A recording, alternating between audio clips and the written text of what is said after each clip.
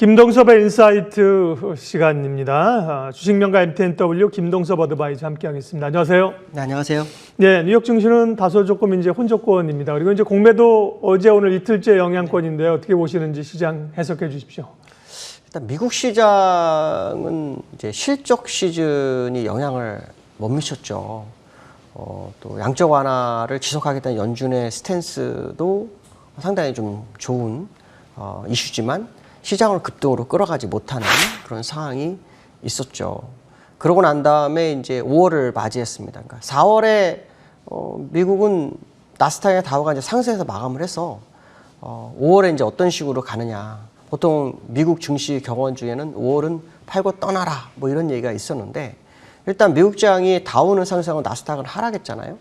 그 내용을 보면 아시겠지만 작년 3월부터 코로나가 전 세계를 흔들었고 미국도 각 주별로 경제 봉쇄를 했어요. 그래서 이동도 못하고 아무것도 거의 못하는 상황이었는데 19일부터 뉴저지나 뭐 뉴욕, 플로리다 이런 데서는 이 19일부터 경제 재개를 시작이 되잖아요. 그래서 경제 정상화 완화 가능성이 상당히 높아지는 상황이 됐어요. 그래서 그 기대감이 미국 시장을 끌어올린 거죠. 이것이 이제 향후 계속 주가에 영향을 미칠지는 봐야 되겠지만 미국 시장에서는 사실 상승의 재료가 굉장히 많았는데도 불구하고 사실 그 재료가 시장에 반영이 안 되는 모습이거든요.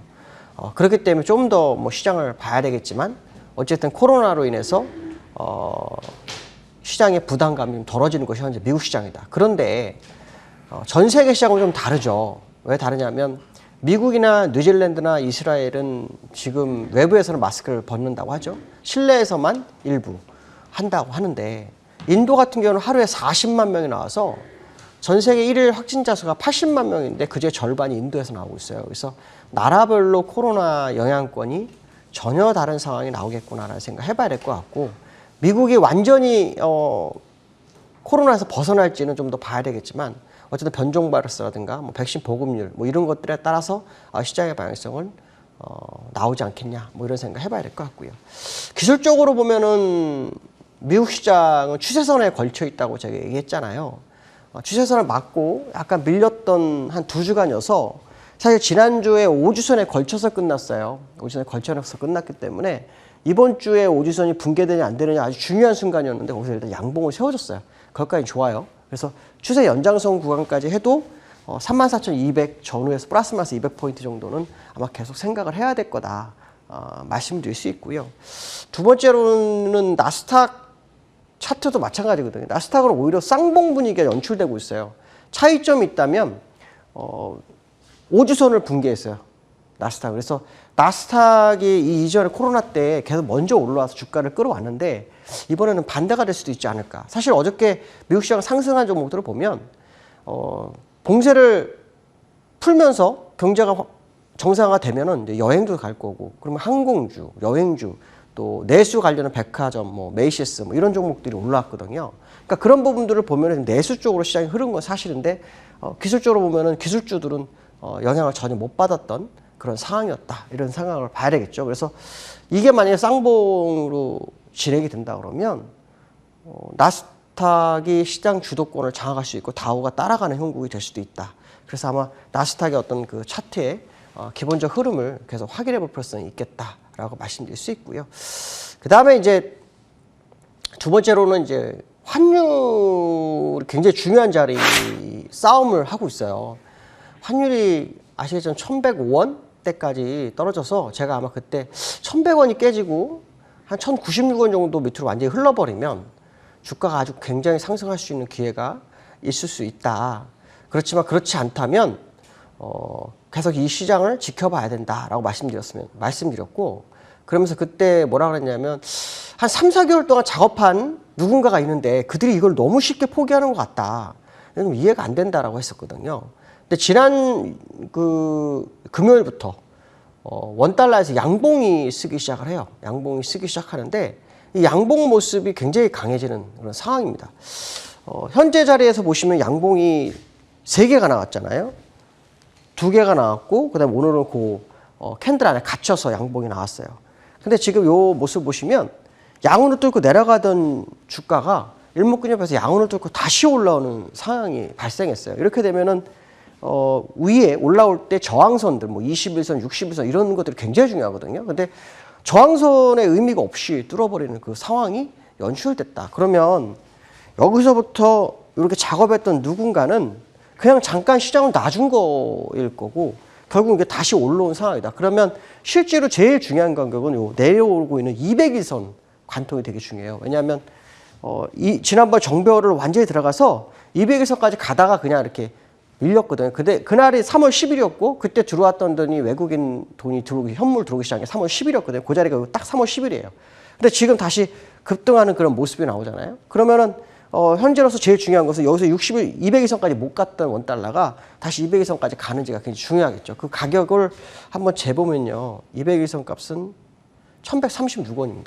근데 지금 올라오는 양봉의 크기를 한번 봐보시면 1136원까지 가는데 오래 걸리지 않을 것 같다는 생각 들지 않나요? 그래서 만약에 200일선이 돌파가 되면 여기서부터 여기까지는 완전 휩쓰였어요. 사실 4월 달에 4월 한 20일 기준으로 해갖고 시장의 이슈 중에 하나가 뭐였냐면 외국인의 기환이었어요. 근데 20일 지난 21일부터 마지막 30일까지 그 들어온 거에 한 90%가 다 나갔어요. 그러면 결국에 가서는 그 나간 돈이 지금 나가는 과정이라고 판단을 한번 해봐야겠죠. 그러면 그 돈이 맞다면 그들이 이 200일선까지 가다가 멈췄던 것처럼 여기도 200일선까지 가다가 멈추고 다시 내려올 거냐. 아니 이번에는 200일선 그냥 뚫어버려서 가버릴 거냐. 왜냐 200일선이 쭉 내려오면서 누워버리기 시작하는 자리가 됐잖아요.